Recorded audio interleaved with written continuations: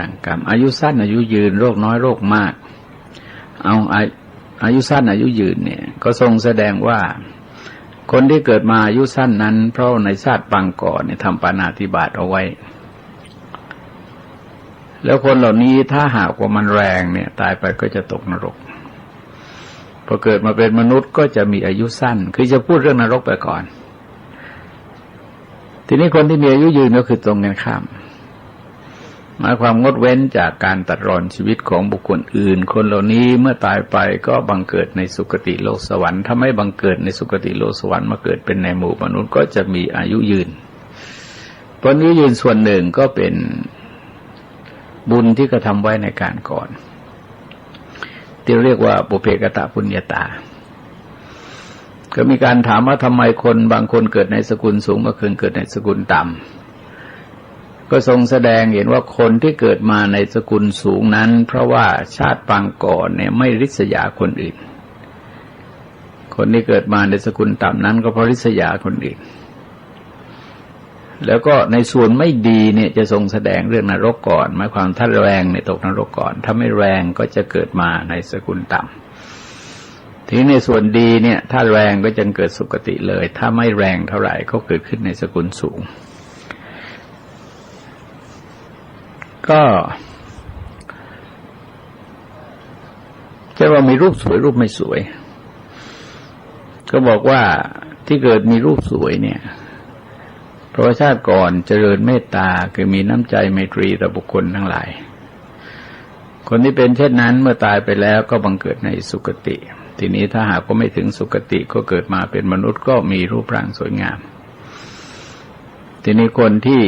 รูปร่างไม่สวยงามก็เพราะเป็นคนมักโกรธเป็นคนผูกโกรธชอบเก็บกดความโกรธเอาไว้แล้วความโกรธที่แรงเนี่ยเป็นเหตุนวงเหนี่ยวไปสู่สุขทุกขติได้นะฮะถ้าไม่แรงก็เกิดมารูปร่างก็ไม่สวยงามเรื่องมีโรคน้อยโรคมากคนที่มีโรคน้อยก็เพราะไม่เบียดเบียนสัตว์คนที่มีโรคมากก็เพราะเบียดเบียนสัตว์แต่ว่าเวลาพูดเวลารับสั่งเนี่ยรับสั่ง2ช่วงตลอดนะฮะหมายความว่าถ้าแรงเนี่ยฝ่ายดีก็ขึ้นสวรรค์ฝ่ายไม่ดีก็ตกนรก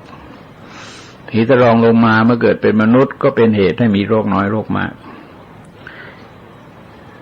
หรือร่ำรวยยากจนแล้วทำไมคนเกิดมาร่ำรวยยากจนก็ทรงแสดงในรูปของบุพกรรม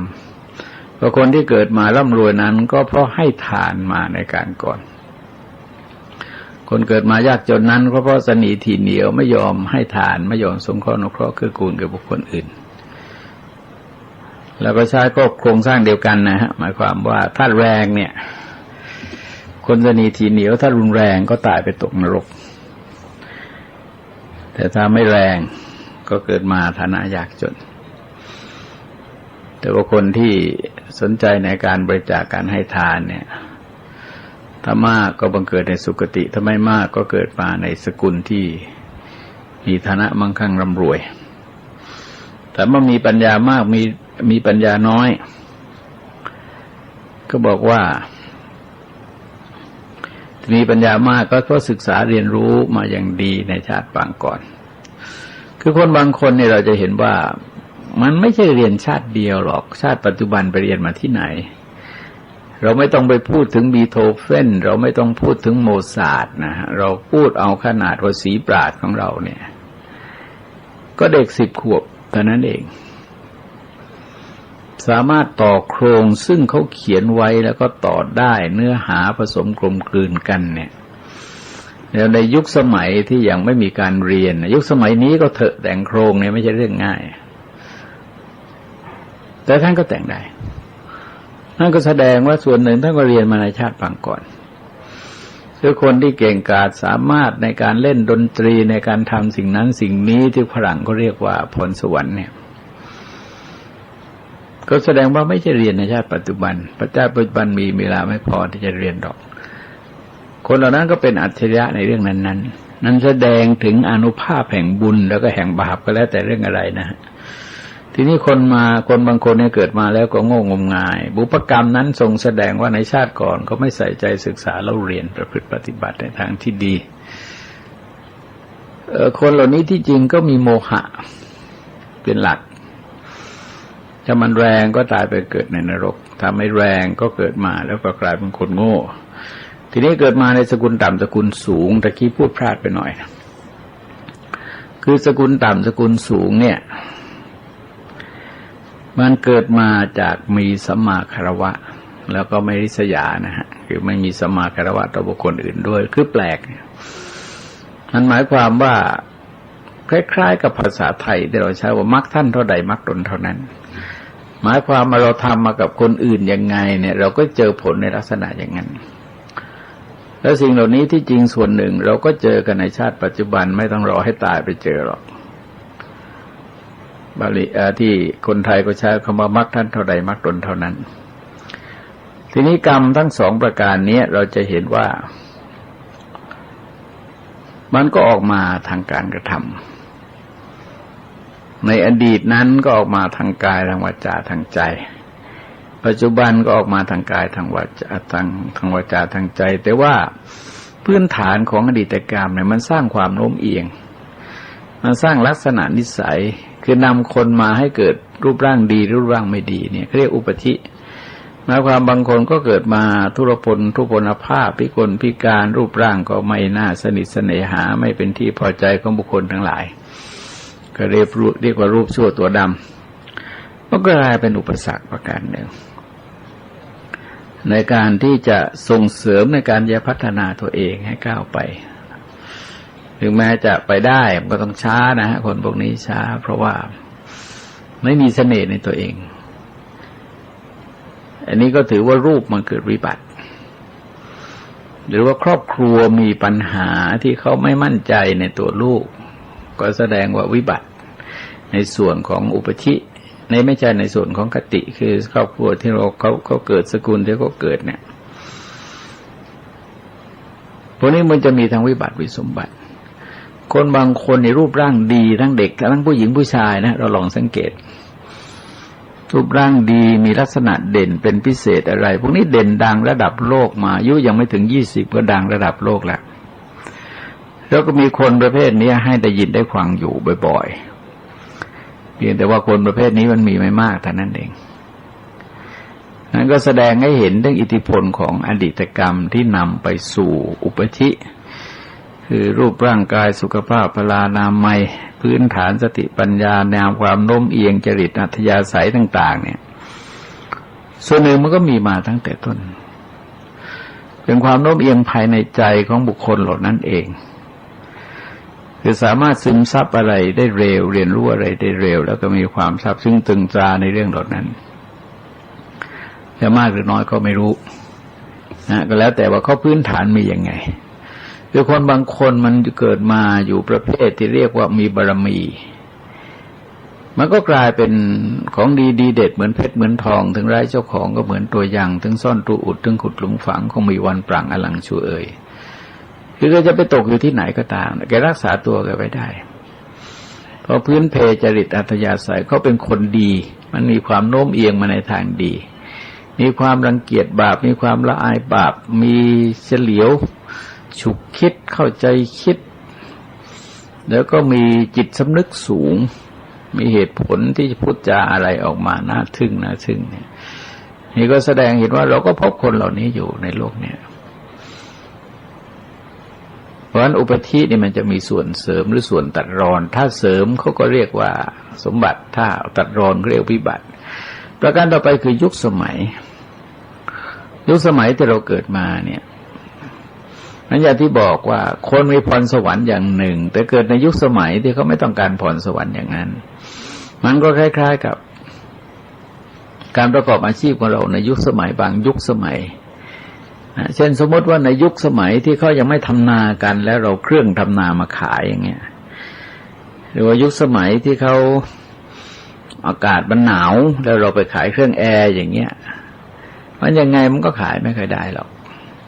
อาจจะมีคนซื้อบ้างสร้างอาคารใหม่ๆแต่ว่าจะขายในที่ทั่วไปมันก็ขายไม่ค่อยได้เพราะในกาละเนี่ยมันสัมพันธ์กับเทศะเราจะเห็นว่าตัวกาละนี่เราเปลี่ยนยากนะเทศะนี่มันเปลี่ยนได้คือสถานที่นี่เราเปลี่ยนได้แต่ว่าเวลา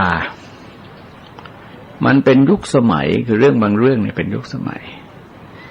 เพียงแต่ว่าในปัจจุบันเนี่ยถ้าเรามีความทะเยอทะยานมีความใฝ่ฝันสูงมีความเพียรพยายามที่จะปรับปรุงแก้ไขข้อบกพร่องต่างๆของเราก็สามารถเปลี่ยนแปลงได้เพราะตัวการใหญ่เนี่ยตัวนี้จะวิบัติหรือสมบัติก็ไม่รู้ถ้าการก็สมบัติคือการมันดีมันเอื้อหน่วยให้คนเหล่านั้นมีความเจริญก้าวหน้าเขาก็โตได้เร็วแล้วเห็นว่ายกตัวอย่างว่าพระในยุคสมัยก่อนเนี่ยบางองค์บางสมัยบางยุคเนี่ยนะ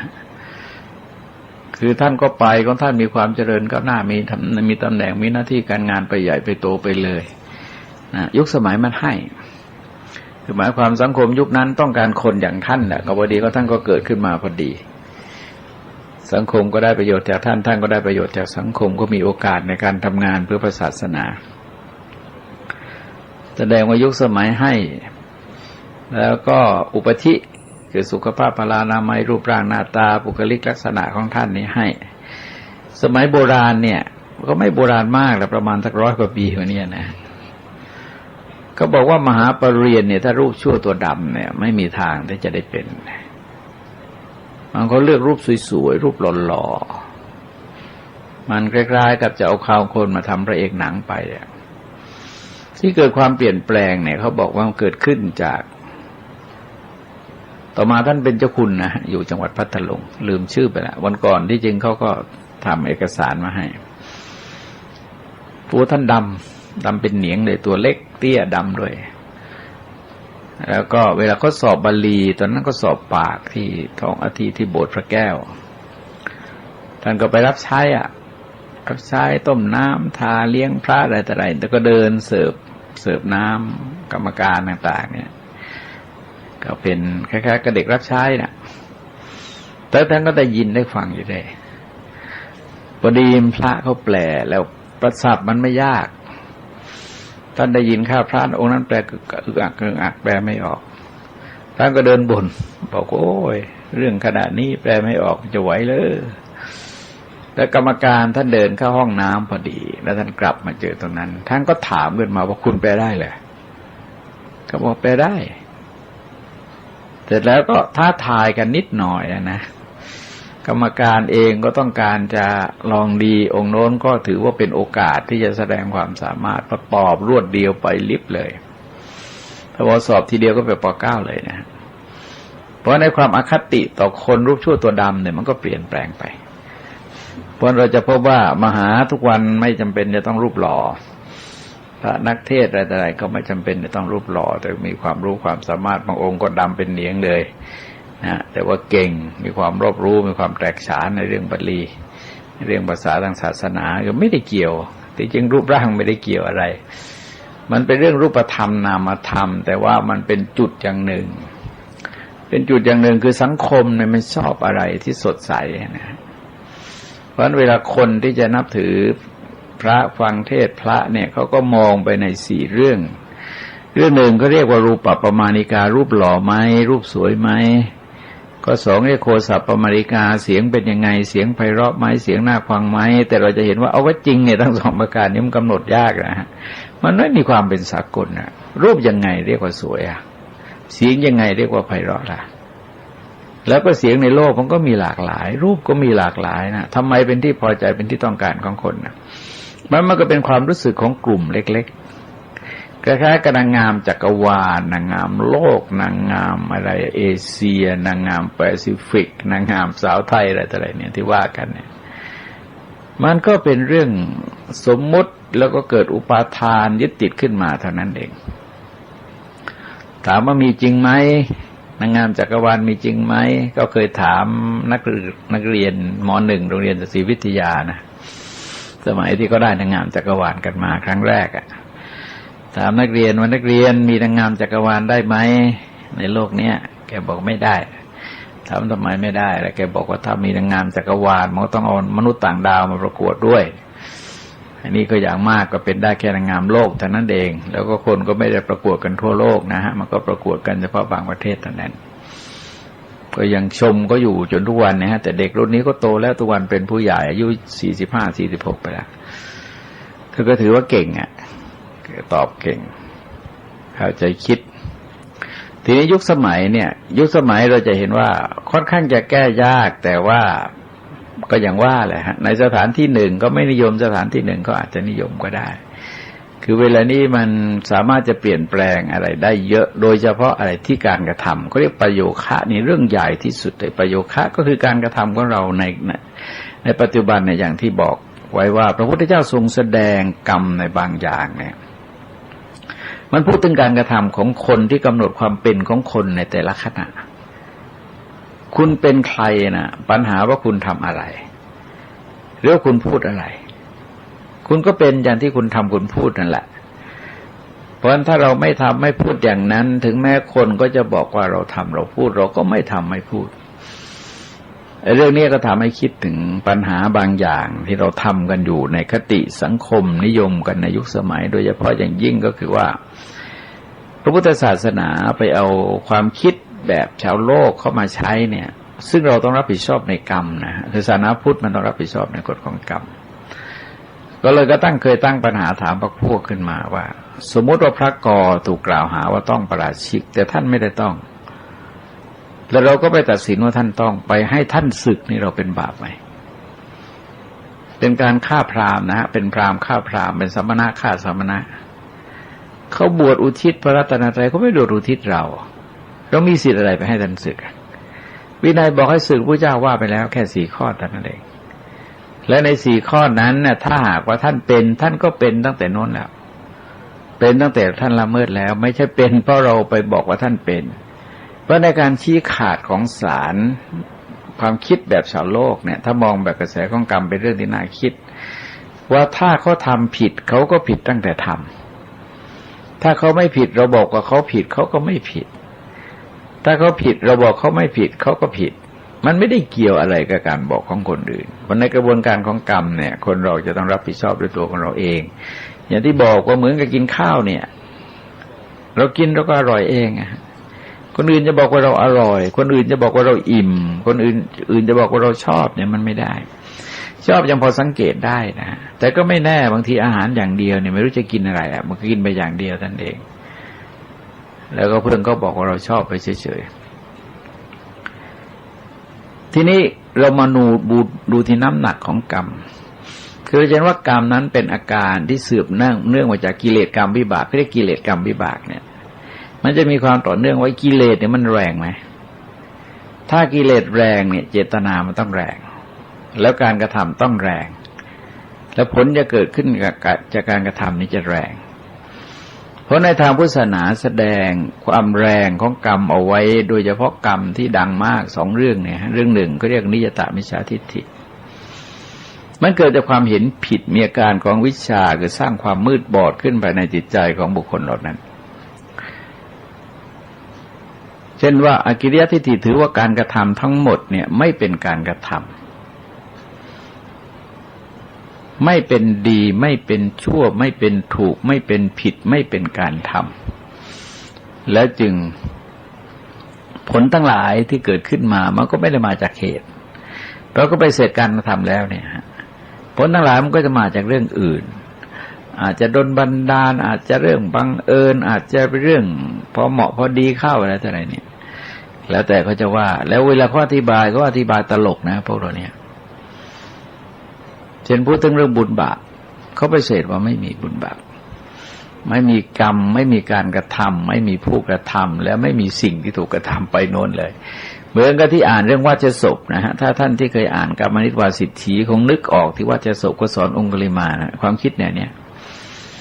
ก็เป็นนัตถิกทิฏฐิคือถือว่าไม่มี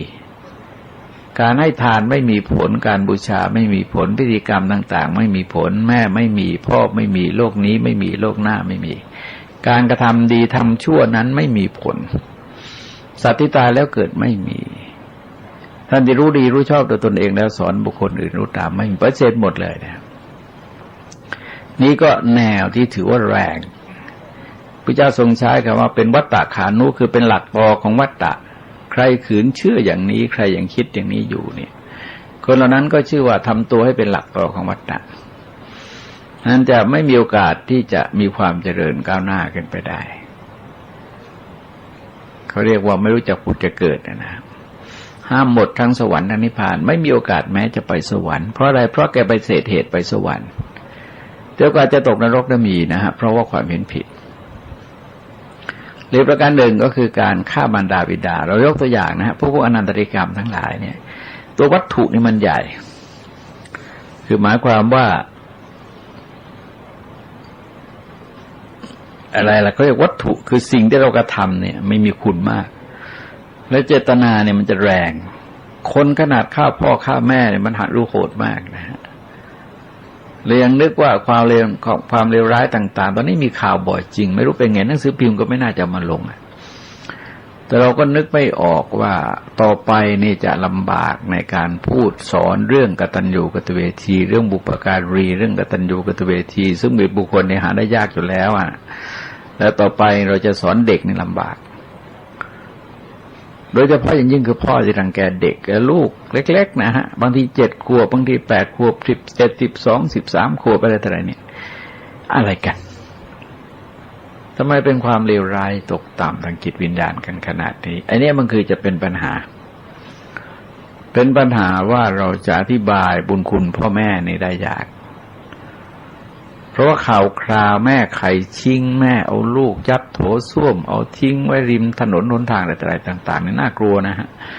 คือเราดูแล้วคล้ายๆจะแก้ปัญหาของคนคนนั้นได้แต่ว่าเด็กที่แกรับเรื่องเหล่านี้ไว้เนี่ย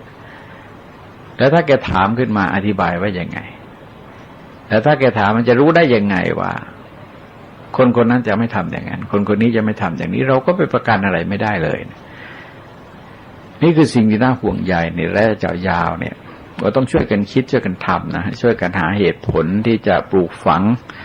เวลาข่าวคราวเหล่านี้เกิดขึ้นเนี่ยคนที่มีลูกอยู่ในปกครองจะต้องให้ความมั่นใจแก่ลูกให้ความอุ่นใจแก่ลูกให้ความศรัทธาเกิดขึ้นภายในจิตใจของลูกให้ลูกรู้สึกอบอุ่นบ้านเนี่ยเป็นสวรรค์วิมานไม่ต้องหวาดระแวงไม่ต้องวิตกกังวลไม่ต้องกลัวไม่ต้องห่วงใยอะไรเพราะในอนันตริยกรรมเราลองสังเกตว่าผู้ถูกกระทำเนี่ยมีคุณมากฆ่าพ่อฆ่าแม่ฆ่าพระอรหันต์ทำร้ายพระพุทธเจ้านะฮะทำโลหิตตุบไว้ยังสงฆ์ให้แตกจากกันแล้วก็จนถึงกับไปเขาเรียกอัญญสตุเทศคือแยกไปนับถือศาสนาอื่นทั้งๆที่ครองเพศเป็นภิกษุถือว่าเป็นกรรมหนักยกตัวอย่างเช่นฆ่าพ่อแม่แต่พระอรหันต์มันโอกาสยากนะแต่พ่อแม่เนี่ยมันมีข่าวเหมือนกันโดยเฉพาะยิ่งคือพวกติดยาบ้าในแบบนี้มีข่าวบ่อยเหลือเกินส่วนมากจะฆ่าแม่ซึ่งคนนึกไม่ออกนึกไม่ออกว่าไอ้สิ่งเลวร้ายเหล่านี้ทำไมไม่ร่วมมือกันแก้ไขคือที่จริงมันเป็นปัญหาระดับโลกมันต้องแก้ปัญหาระดับโลกวิธีแก้มันต้องแก้ระดับโลกแล้วมันร่วมแรงร่วมใจกันของประชาคมโลกจึงจะแก้ปัญหาเหล่านี้ได้